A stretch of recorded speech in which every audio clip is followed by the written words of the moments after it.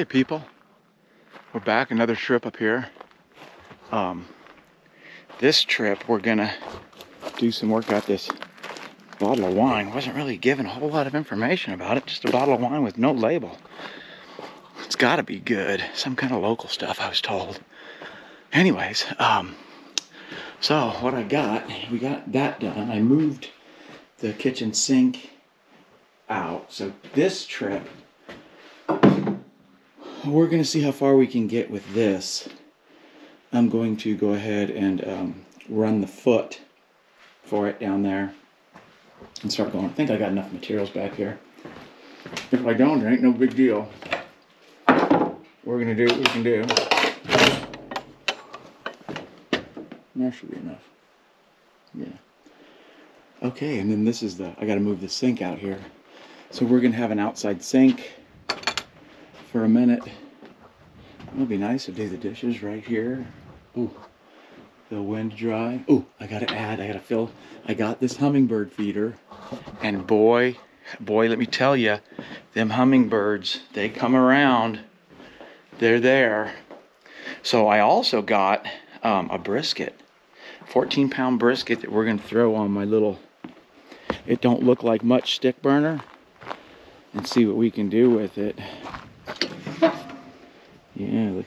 Oh, the smell, just the smell. Anyways, the last thing I did on that was a leg of lamb that came out phenomenal.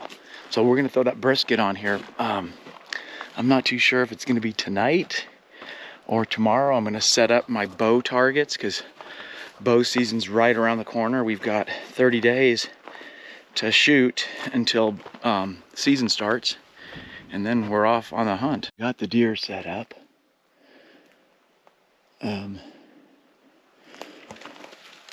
We're gonna shoot from down there by the truck.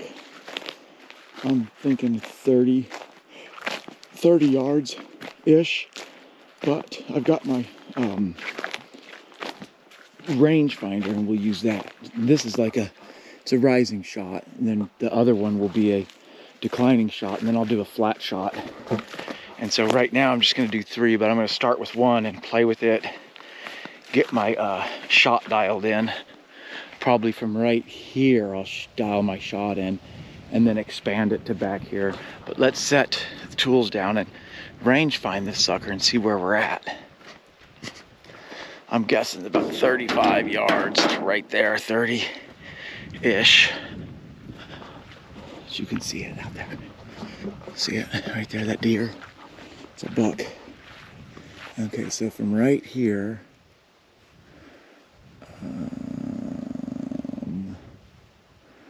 range find that bastard. There she is. Okay. So I don't know if you guys can see in there. It's 23. It's actually 23 yards. Okay, first 4 shots this season. I'm personally trying to dial it in. I've got 2 different weight field heads. I got some 125s and some 100s. So I'm basically adjusting my sight as necessary to move back and forth. First 3 shots, 1 went just low and ended up over there. That was this guy right here. But first shots of the season. Keep shooting and darn tooting. I'll probably do 25 a little bit more, and then move out to 35 and then do 40. And 40 is about max. I mean, I'll practice at 60, but I probably won't take any shots at 60 for animals. I'm not that good. So, there you have it.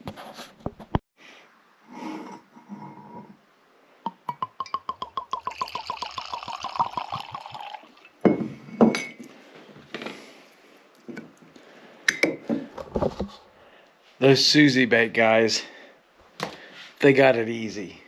They probably don't even trim their fat cap. They probably buy it, you know, if you got a Susie bake oven, you're probably buying your brisket so-called competition trimmed. I trim my fat cap, and I'll render that down. I'll put that on my cast iron skillet and render that down for for cooking. But here we go. Look at that, boys and girls. And I don't know if I told you what I'm gonna season with. I'm gonna try this Kinder's salt, pepper with garlic and some onions.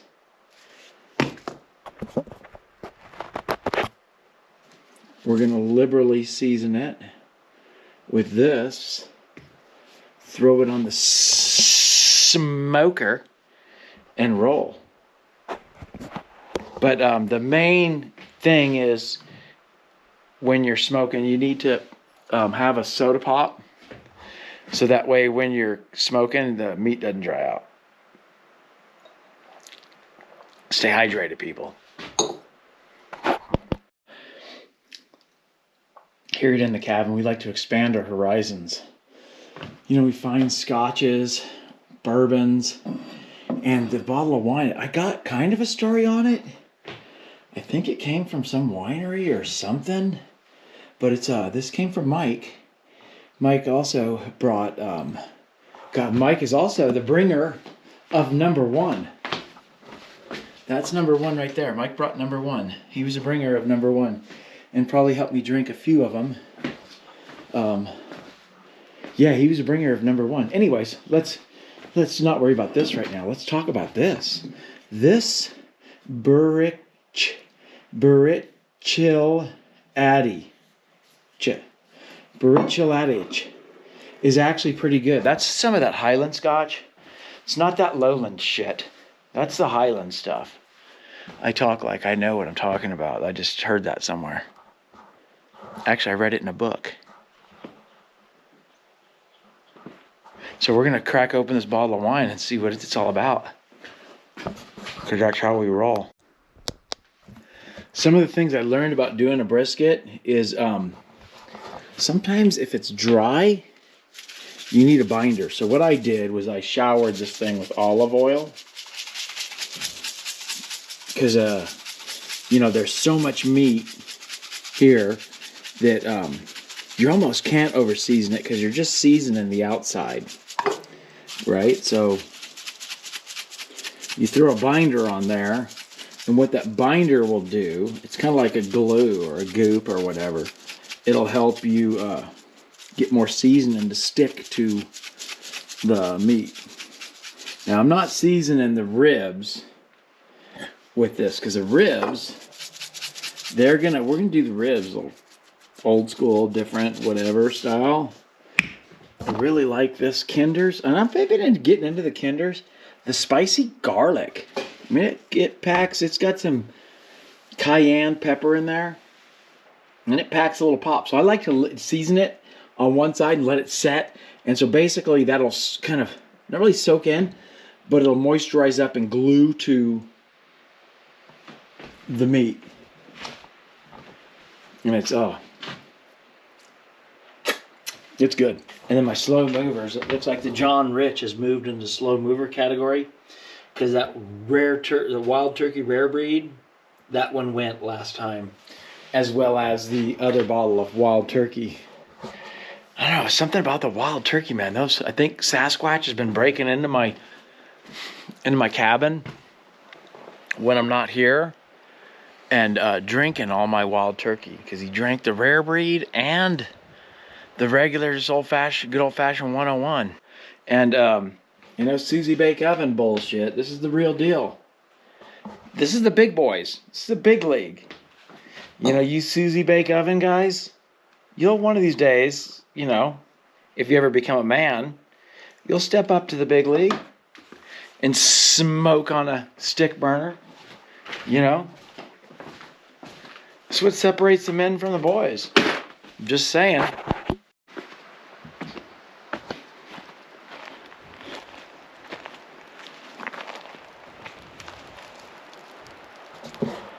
It's a little more involved than just pushing a button and you know, going to sleep and waking up and having grandma make you some blueberry pancakes, and then ding ding ding, the Susie Bake Oven goes off and your brisket's done. It's a little more involved with that. This is like man style. It's not Susie Bake Oven bullshit, man. I don't know what people are thinking. The old ways. What's wrong with the old ways? Nobody wants to do shit the old way anymore. I just don't get it. Maybe it's me. Maybe I'm the problem. Maybe everybody should have a Susie bake oven. I was down at the Food for Less in Athol, Idaho. Athol, Athol. And I like to say there's some Athol from Athol. Anyways, I was down there and they got the Martin Dixon smokers. And I was looking at one really bitchin' beautifully built upright. And I was really excited until I saw the motherfucker plugged in. You don't plug a smoker into the wall. Because as soon as you plug it into the wall, it's a Susie bake oven. I ain't no Susie. I don't know, man. Maybe it's just me. But old Martin Dixon got him a smoker. Okay, this is where it gets easy. We got the meat on the grill. We put the meat on the grill and then we just chill. Chill.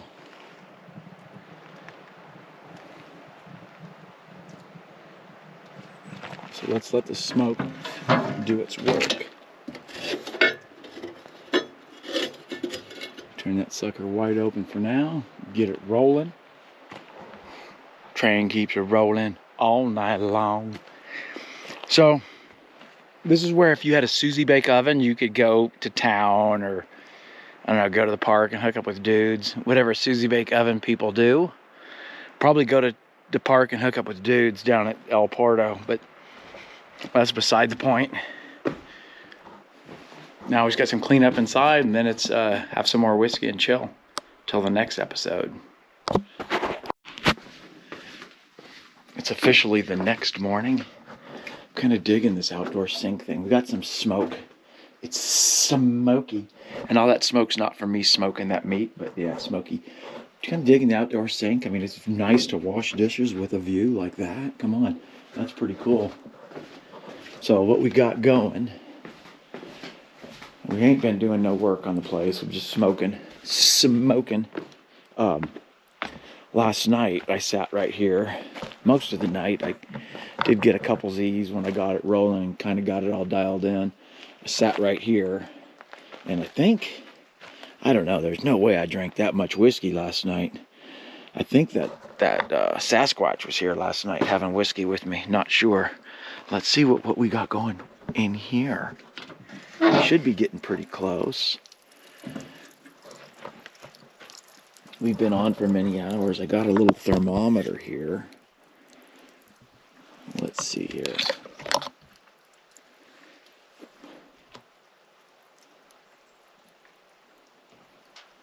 Got my little thermometer. Let's poke this sucker in. Oh my God. Let's see where we're at. Oh, it looks like it might be done.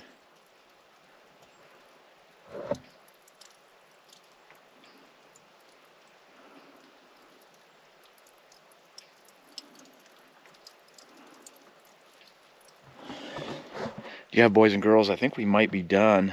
I'm going to cut a little piece off of it and see what happens. Let's take a peek. It looks juicy. It feels, man, that freaking thermometer went in there like butter. But according to the thermometer, we're not quite done yet. But I'll cut a little corner off and see what's going on. We've yanked the brisket. And what I'm doing now is I got the tallow. Some tallow going on. And tallow, look, just making oil for I've got a deep fryer. So this is all the fat from that I trimmed.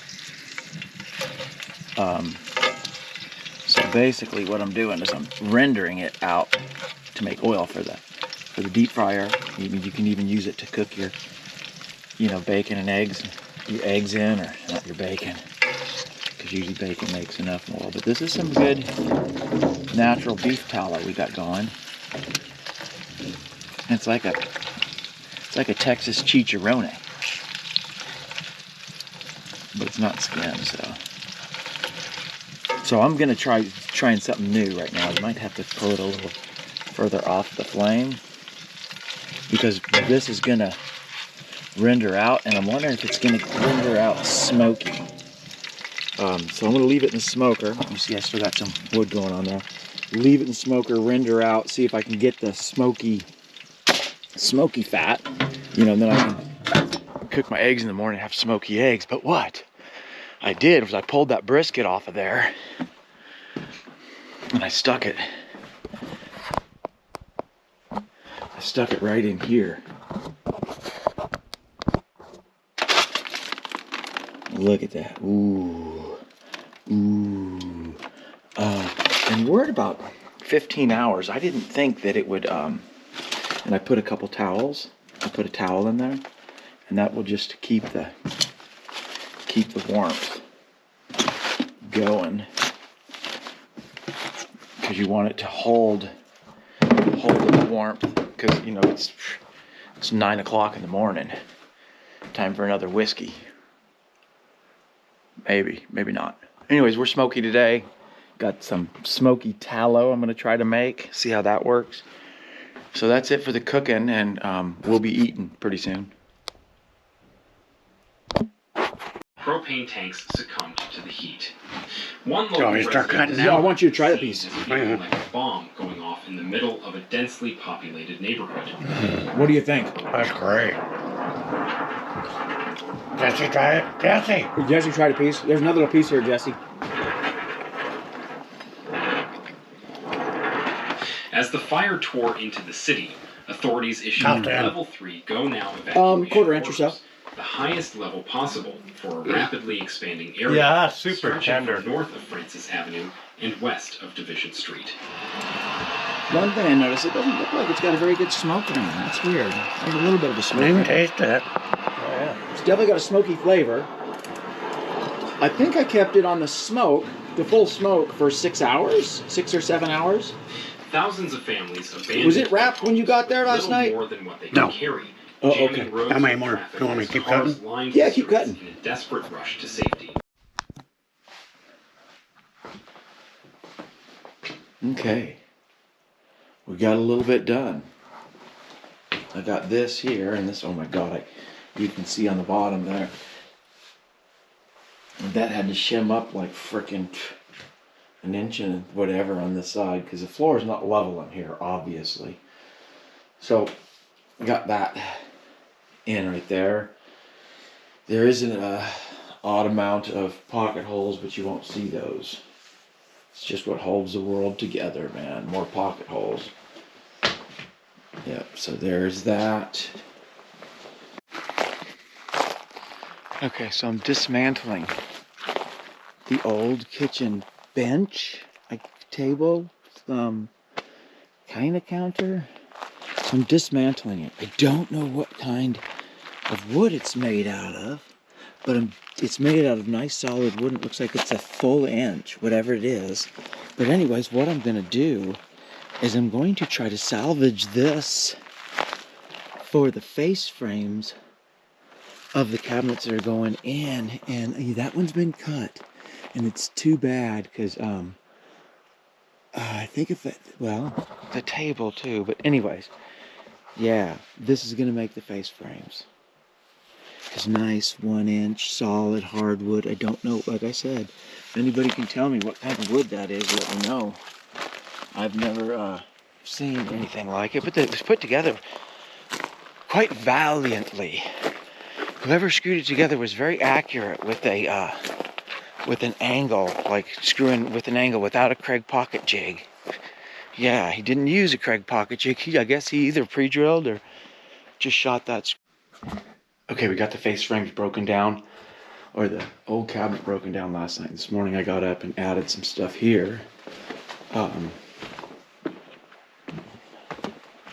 Measured and remeasured for the sink. Cut that hole, pocket hole this one up, bring it in, mount it, then I can have my sink back for a minute. So the sink is going to sit, the bowl part is going to sit here, and I'm contemplating whether or not I should do one huge freaking cabinet here or do a divider. A dent now. That's where we're at. I'm picking away at it. I got that rodent stuff, so I can fill up all the little holes where they can get into the foot kick, and I'll throw some dryer sheets back there. It don't look too straight, I'll tell you that. It's all bowed. It's all bowed like a sumbitch, but that's okay because we're gonna, once I get as long as these are square, that's all that matters. And then we're gonna have to do some sort of manipulation behind the cabinet as far as like a backsplash that comes up and ends up being like a little 3 or 4 inch shelf back there. We'll figure something out. We're figuring it out as we go, basically. Somebody asked me, they said, why so many pocket holes? Because there's pocket holes freaking everywhere. Well, first of all, you're not going to see those once the cabinets are built.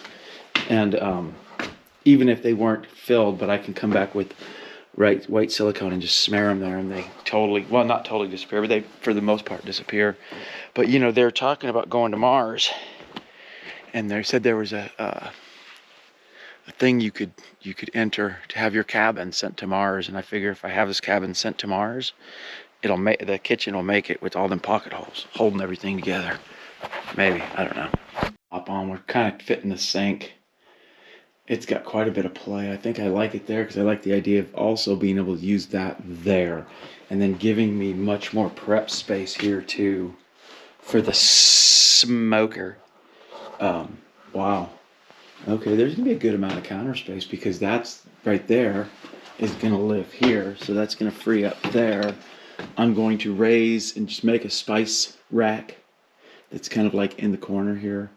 Maybe keep a shelf. I don't know, but it won't be so bulky on the thing. Maybe have nothing. I don't know. We'll see. Once we get the cabinets face framed up and built in and the storage all set up, then we'll go from there and see exactly what if we even need anything up here. Because I mean, look at all the storage we got now. We got freaking tons of storage.